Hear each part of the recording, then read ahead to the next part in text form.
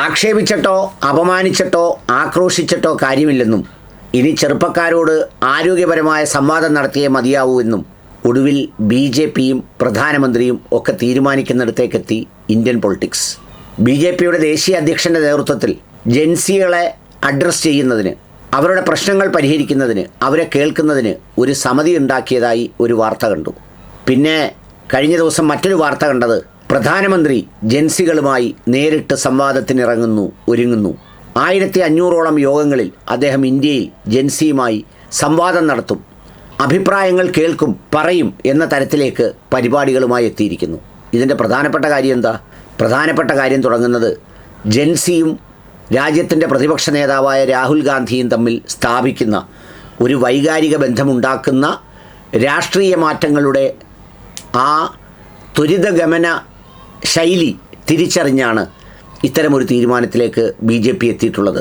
രാഹുൽ ഗാന്ധിയെ ഇനി പപ്പു എന്ന് വിളിച്ചോ, കഴിവില്ലാത്തവനെന്നോ അറിയാത്തവനെന്ന് വിളിച്ചോ, യാത്ര പോകുന്നവനെന്നോ ആക്ഷേപിച്ചതുകൊണ്ടോ കാര്യമില്ലെന്നും അദ്ദേഹം ജനങ്ങളോട് അഥവാ ചെറുപ്പക്കാരോട് അവരുടെ വൈബിൽ നിന്ന് സംസാരിക്കുന്നതുണ്ടാക്കുന്ന ഒരു സ്വാഭാവികമായ മാറ്റം, അത് ഗ്രൗണ്ടിലുണ്ടാക്കുന്ന പ്രതിഫലനത്തെക്കുറിച്ച് BJP അലേർട്ടായിരിക്കുന്നു.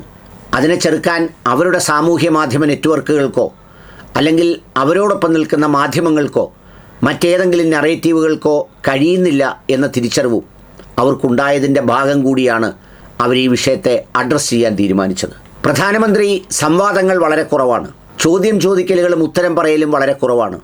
അദ്ദേഹം നടത്താറുള്ളത് മൻ കി ബാത്താണ്, നേരിട്ട് നേർക്ക് നേരെ അവരോട് സംസാരിക്കുന്ന ശൈലി. എന്നാൽ ഇവിടെ രാഹുൽ ഗാന്ധി അവരുമായി സംവദിക്കുകയാണ്, അവരുടെ ചോദ്യങ്ങൾക്ക് ഉത്തരം പറയുകയാണ്. അതുകൊണ്ട് തന്നെ അവരെ ആ രീതിയിൽ കൈകാര്യം ചെയ്യുന്നതിന് അവരുടെ മേൽ ഏതെങ്കിലും തരത്തിലുള്ള വിദേശ ബന്ധങ്ങളോ ഗൂഢാലോചനയോ അല്ലെങ്കിൽ തീവ്രവാദ ബന്ധങ്ങളോ ഒന്നും ആരോപിച്ചാൽ അതൊന്നും ഏശില്ലെന്ന് തെളിയിച്ചതാണ് ജന്തർ മന്തർ പ്രക്ഷോഭം.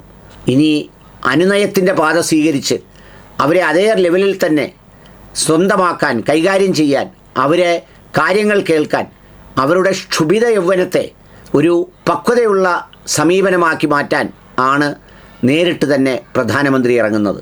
ഇപ്പോൾ രാഹുൽ ഗാന്ധി രാജ്യത്ത് ഒരുപാട് സ്ഥലങ്ങളിൽ ഒരു പരിപാടി സംഘടിപ്പിക്കുന്ന വാർത്ത കഴിഞ്ഞ ദിവസം പുറത്തു വന്നിരുന്നു. അത് പൂനെയിൽ അദ്ദേഹം പരിപാടിക്കായി സ്ഥലം ആവശ്യപ്പെട്ടപ്പോൾ ഒരുപാട് നിബന്ധനകളൊക്കെ പറഞ്ഞുവെങ്കിലും അവസാനം വഴങ്ങേണ്ടി വന്നു.